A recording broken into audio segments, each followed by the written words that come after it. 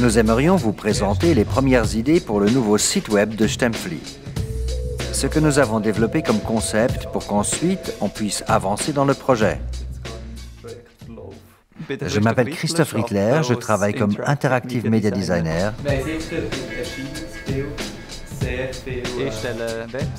Je crée des sites web, des applications pour le web et ce genre de choses. Mon travail est d'abord conceptuel et se passe toujours en étroite collaboration avec la clientèle. Là, vous pouvez visualiser nos idées. Dans le cas présent, nous avons surtout fourni un travail conceptuel. Nous avons regardé ce que le client voulait, ce qui était important pour lui. Ensuite, on a fait une première ébauche pour que le client voie dans quelle direction ça pourrait aller, et nous la lui avons présentée. On aimerait bien travailler avec des images grand format. Est-ce que ça vous convient? Pouvez-vous vous imaginer aller dans ce sens? Il me semble que ça correspond exactement à notre culture d'entreprise. C'est l'homme qui est mis au centre. On voit qu'ici, on travaille, on vit. Mais j'ai de la peine à me représenter à quel point l'image reste visible. Elle reste comme ça pendant toute la navigation? Exactement. Il faut un peu d'imagination parce qu'on est sur papier. On prévoit que ça remplisse la fenêtre, donc ça remplit le navigateur dans lequel on se déplace. L'image reste visible en arrière-plan. Ce n'est pas inutile d'avoir un certain talent commercial, parce qu'on veut faire accepter le design et ce qu'on développe aux clients. Pour ça, il faut bien savoir se débrouiller oralement.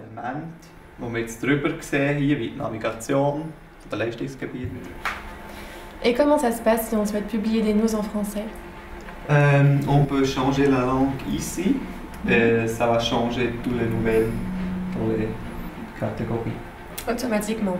Oui, bien sûr. Très bien. Ok Christophe, ça s'est bien passé, non? Tout à fait.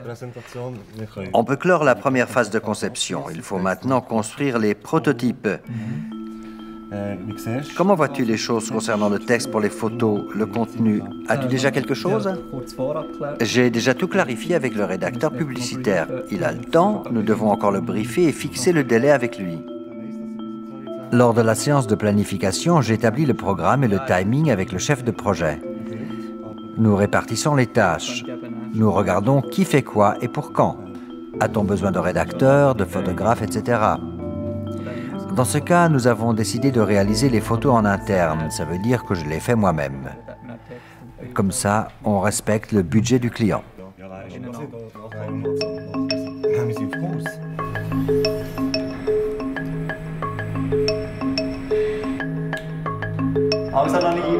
Allez, Anina, descends lentement. Tiens-toi à la rampe. Très bien. Ce qu'il y a de spécial dans cette commande, c'est que nous faisons des photos d'arrière-plan qui mettent clairement les personnes en avant. Ça a beaucoup plu à l'entreprise. On fait donc des photos portraits dans différents environnements. On les présentera ensuite aux clients. Encore un petit coup d'œil vers l'objectif. Très bien. Merci. Ouais. Super, merci. Je passe beaucoup de temps à l'ordinateur, comme maintenant, pour retravailler les photos avec Photoshop ou avec Lightroom.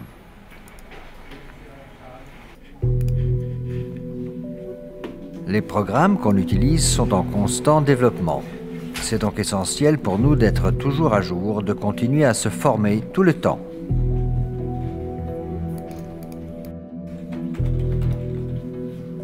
Dans notre métier, nous évoluons dans les nouveaux médias. On utilise les techniques les plus récentes. On doit donc avoir de bonnes connaissances en langue étrangère.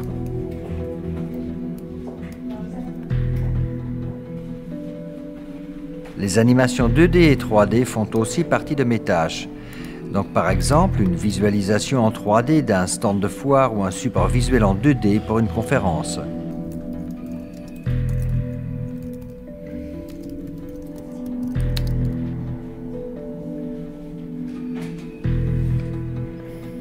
Selon la complexité du mandat, on peut aussi parfois s'occuper du film de présentation de l'entreprise. Nous réalisons réalisons les prises de vue, le montage et nous préparons les vidéos pour les différents médias.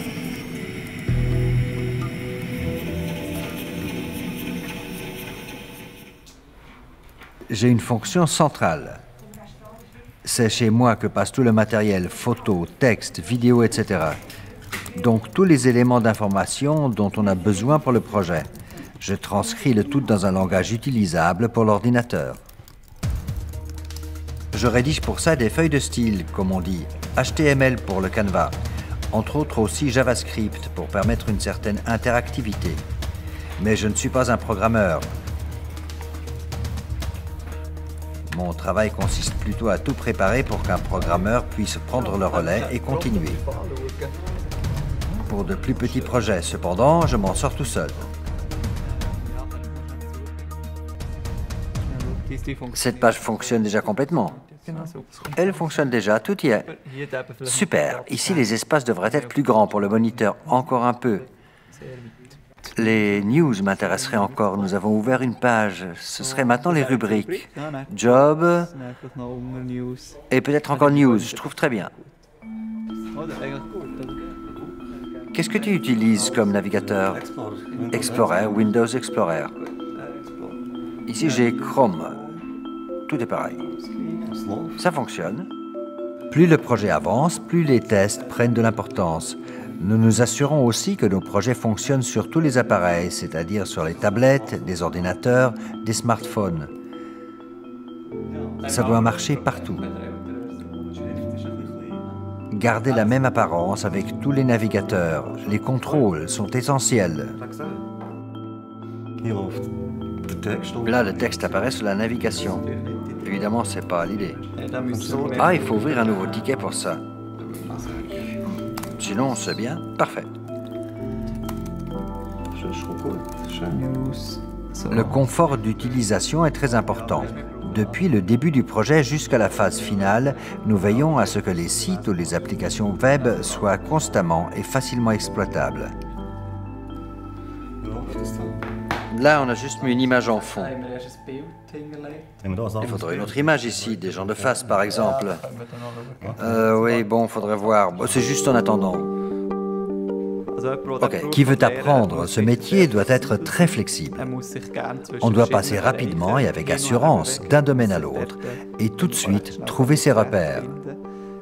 Que ce soit dans le domaine créatif ou technique. Et il faut surtout toujours être à jour et le rester.